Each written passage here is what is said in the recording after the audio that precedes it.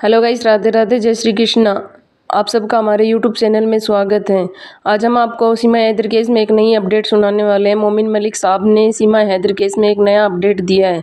वो क्या है ये हम आपको इस क्लिप के माध्यम से दिखा रहे हैं, तो वीडियो को पूरा जरूर देखें। और ये सीमा हैदर जो है वो अपना पति को बिना तलाक लिए उसे छोड़कर उसका घर बेचकर उसका विश्वासघात करके वो जो मकान की रकम थी वो लेकर के उसके 4 बच्चे लेकर के उसके गहना वहना सब लेकर के वो दुबई के रास्ते भारत में नेपाल होते हुए जो है वो गलत तरीके से जो है वो एंट्री करी और बच्चों को ट्रैफिकिंग करके सचिन वगैरह ने वो लेके वहां से आए 4 बच्चों को। उसके बाद कुछ टाइम तक ये छुपते छुपाते फिरते रहे, किसी को पता चला किसी को नहीं चला, और फिर ये आखिरकार बल्लभगढ़ हरियाणा से ये लोग पकड़े गए और इनके खिलाफ FIR दर्ज हुई और वो जांच अब तक चल रही है। और वो मेरे ख्याल से मुझे नहीं लगता कि वो जल्दी से इसकी कोई फाइनल रिपोर्ट भी पेश होगी, वो चल ही रही है। किस चाल से चल रही है वो आप भी देख रहे हैं, देश की जनता भी देख रही है, देश का मीडिया भी देख रही है और हम सब और आप सब देख रहे हैं। तो दोस्तों उसके बाद ये मामला लाइट में आया। लाइट में आने के बाद गुलाम हैदर की एंट्री हुई। गुलाम हैदर ने वहाँ से इंटरव्यू देने शुरू करे तो उसने अपने बच्चों की डिमांड रखनी शुरू करी कि भाई तू चली गई है लेकिन कम से कम, शुरू में तो वो कहता था कि वापस लौट जाओ, जो गलती की है उनकी माफ़ी मांग लो, वापस लौट जाओ। लेकिन जब देखा कि वो नई टस से मस हो रही है या गुलाम हैदर की बात का कोई असर नहीं हो रहा, तो उसने अपने बच्चों की डिमांड शुरू की, जो कि जायज़ भी है। एक बायोलॉजिकल फादर को अगर किसी की पत्नी उसको छोड़ के चली जाए और वो नाजायज़ संबंधों में रहे और बिना तलाक लिए मकान बेचे और इस तरह हरकत करके वो चली जाए, तो एक बाप का स्वाभाविक रूप से ये बनता भी है कि वो अपने बच्चों को ले। जब वो सीमा के सपोर्टर भी हैं, अगर उनकी खुद की भी कहीं भाग जाती और वो उनके साथ ये एपिसोड हो जाता तो वो भी अपने बच्चों की डिमांड तो करते ही करते। तो दोस्तों धीरे धीरे ये मैटर बढ़ता गया, मीडिया की सुर्खी बनता गया और फिर ये आप सब हम सब और आम जनता के बीच ये मुद्दा पहुंचा। और ये मुद्दा जब पहुंचा आम जनता के बीच, तो जब ये मुद्दा पहुंचा आम जनता के बीच तो ये घर घर तक भी पहुंचा, सोशल मीडिया के जरिए से, अखबार के जरिए से, और जो प्रिंट और इलेक्ट्रॉनिक मीडिया के जरिए से भी ये मुद्दा घर घर तक, आदमी तक, बहन तक, माओ तक, बेटियों तक ये मुद्दा पहुंचा। उसके बाद गुलाम हैदर ने जो है वो गुलाम हैदर अंसार, वहाँ पर शाहिद हुसैन एक पत्रकार है जो अपना चैनल भी चलाते हैं, उनसे मिले। वो उनको लेकर के अंसार बर्नी साहब के पास गए। अंसार बर्नी साहब से रिक्वेस्ट की जी इसके 4 बच्चे हैं, दिलाए जाएं, आपका कोई वकील जानकार हो या आप, क्योंकि वो भारत में आते रहे हैं, भारतीय लोगों की रिहाई वो शुरू से करवाते रहे हैं। मेरी भी उन्होंने मदद की है, जब मैंने भारतीय लोगों की रिहाई करवाई उसमें भी काफ़ी मदद की है। गीता केस में भी जब मैं गीता को लेके आया था तो उस केस में भी काफ़ी मदद की है। तो उनके संज्ञान में ये मामला आया।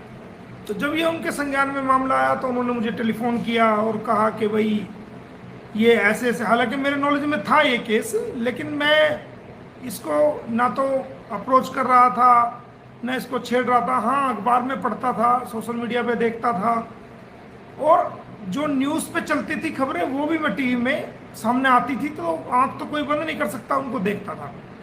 लेकिन मैंने कभी कोशिश नहीं की कि मैं ये केस को पकड़ूं या इस केस को करूं। लेकिन जब मुझे अंसार बर्नी साहब का टेलीफोन आया, उन्होंने मुझे रिक्वेस्ट की कि ये 4 बच्चों का केस है, सीमा हैदर का केस है, और आपसे अच्छा और इस मामले का जानकार इंटरनेशनल लेवल का हमें हमारी नज़र में नहीं है, ये उन्होंने कहा। मैंने कहा सर मैं तो एक छोटा सा वकील हूँ, लेकिन अगर आपका विश्वास है तो मैं आपको हाँ करता हूँ। मैंने ये इस केस की जो हाँ की वो कोई रुपया पैसा या कोई फीस लेने के लिए नहीं की। इस केस की जो मैंने हाँ की वो सिर्फ और सिर्फ अपने भारतीयों के लिए की, अपने भारत के वासियों के लिए की, अपने भारतीय कैदियों के लिए की, जो हमारे भारत के बहुत सारे कैदी पाकिस्तान की जेल में हैं।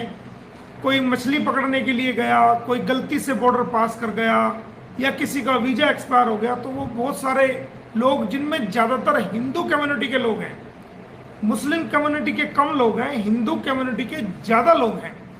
तो मेरे दिमाग में एक बात थी कि अगर आप इन 4 बच्चों को यहाँ से वापस सकुशल दिलवा दोगे, वापस चले जाएंगे, सीमा को जेल करा दोगे और ये किस केस को कामयाब कर दोगे, तो मैं, जो हमारे भारत के बहुत सारे लोग पाकिस्तान की जेलों में हैं, तो मैं उनको छुटाने में मुझे काफ़ी आसानी होगी।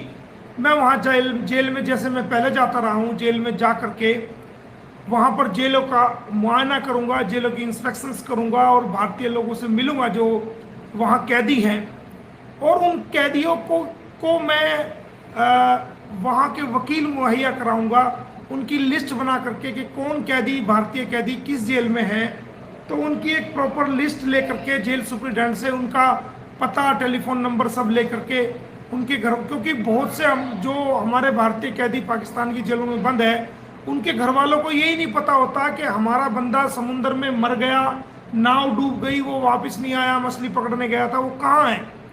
उनको ये भी नहीं पता होता कि वो पाकिस्तान की जेल में है, उनको सालों सालों तक पता नहीं होता। तो मेरे दिमाग में देशभक्ति की एक सेवा थी, एक भारतीयों की सेवा के नाते, एक इंसानियत के नाते ये मेरा ख्वाब था, ये मेरी इच्छा थी कि मैं उन भारतीय कैदियों की, जैसे मैं पहले मदद करता आया हूँ, उनको छुटाने में मैंने लाहौर हाई कोर्ट में भी एक केस फाइल किया था, मोमिन मलिक बनाम पाकिस्तान सरकार, तो उसमें भी काफ़ी लोग छूट के आए थे। और कराची हाई कोर्ट में भी मैंने एक केस फाइल किया था, उसके मोमिन मलिक बनाम Sindh sir, government of Sindh, तो उसमें भी काफ़ी लोग छूट के आए थे जिनकी सज़ा पूरी हो गई थी। तो बीच बीच में भी मैं अंसार बन्नी से मिल के, और बहुत सारे ह्यूमन राइट एक्टिविस्ट हैं जो पाकिस्तान के हैं, जो भारत के बारे में अच्छा समझते हैं, अच्छा सोचते हैं, उन लोगों के साथ मिलके मैंने भारतीय कैदियों के लिए हमेशा कोशिश की है, और हमेशा इंसानियत के नाते, बिना फीस के, बिना लालच के, मैं इंसानियत के नाते उनके लिए मेहनत और कोशिश करता रहा हूँ। तो ये केस मैंने इसीलिए लिया था कि इस बहाने मैं अपने बहुत सारे भारतीय कैदियों की रिहाई में कर पाऊँगा, भारत की पाकिस्तान की जेलों से बहुत सारे मैं भारतीय कैदियों को मैं छुड़ाने में कामयाब हो जाऊँगा। इस इंसानियत के नाते से और इस नियत से मैंने इस केस को किया, और बड़ी लगन और हिम्मत और मेहनत से मैंने इस केस को अंजाम तक पहुंचाया, जो अब फाइनल दौर की तरफ ये केस है। इसके बदले में जो कुछ लोग ऐसे हैं जो पाकिस्तान से तो नफरत करते हैं, लेकिन पाकिस्तान से आई हुई सीमा को अच्छा मानते हैं। जो कुछ लोग पाकिस्तान को तो गालियाँ देते हैं, लेकिन पाकिस्तान से आई हुई सीमा को जो है वो अपने घर की सदस्य तक मानते हैं, उनको भाभी और इस तरह की बातें करते हैं। और उन लोगों के टारगेट पे मैं आया, मेरे खिलाफ कैसे कैसे एलिगेशंस लगाए गए, सोशल मीडिया पे आकर के बदनाम करने की कोशिश की गई, पर्सनल अटैक किए गए, मेरे बारे में गलत जो है ना नाम का प्रचार और प्रसार किया गया। मैं सब कुछ सहता रहा। मुझे खुद जो है सीमा के मुंह बोले भैया ने ये तक कहा कि इसका आतंकवादियों से संबंधित है। अगर मेरा आतंकवादियों से संबंध होता तो ये आज तक जिंदा होता इतनी बात कह के, या कोई दुनिया का आदमी जो जिसका आतंकवादियों से संबंध हो और उसको कोई छेड़ दे तो क्या वो जिंदा रह पाएगा? बिल्कुल भी नहीं रह पाएगा। और ये कहा कि इसको हवाला का पैसा आ रहा, अरे हमारे पास परमात्मा ने पहले ही बहुत दे रखा, हमें क्या जरूरत है। हमें कहा कि फंडिंग आ रही। तो इस प्रकार के हमारे 25-30 साल के कैरियर को बिगाड़ने की कोशिश की गई, वो भी हमने सहन किया और उस पर कानूनी कार्रवाई की जो चल रही है। जिनका आने वाले समय में जो है उन लोगों को पता चलेगा, उनको हमने माफ़ी मांगने का भी मौका दिया कि आप माफ़ी मांगिए वरना तो आपके लिए मुसीबत खड़ी हो जाएगी। लेकिन उन्होंने माफ़ी नहीं मांगी और ना नोटिस का जवाब दिया, तो हमने कानूनी कार्रवाई की और आने वाले समय में वो पैरों पे भी पड़ेंगे, माफिया मांगते फिरेंगे, लेकिन हम उनको रहम का कोई खाना उनके लिए नहीं होगा। हमारे खिलाफ भी झूठे मुकदमे कोर्ट में फाइल किए गए, एलिगेशंस लगाए गए, जी सीमा की बेइज्जती कर रहा है, ये कर रहा है, वो कर रहा है। अरे सीमा की हम क्या बेइज्जती कर रहे हैं? सीमा के बारे में पूरी दुनिया लिख रही है, वो इलीगल आई है, इलीगल रिलेशन में रह गई है, तो अपनी बात को रखना क्या बेइज्जती है। लेकिन चलो मुकदमे फाइल कर दिए, कोई दिक्कत नहीं। हमने भी 13-14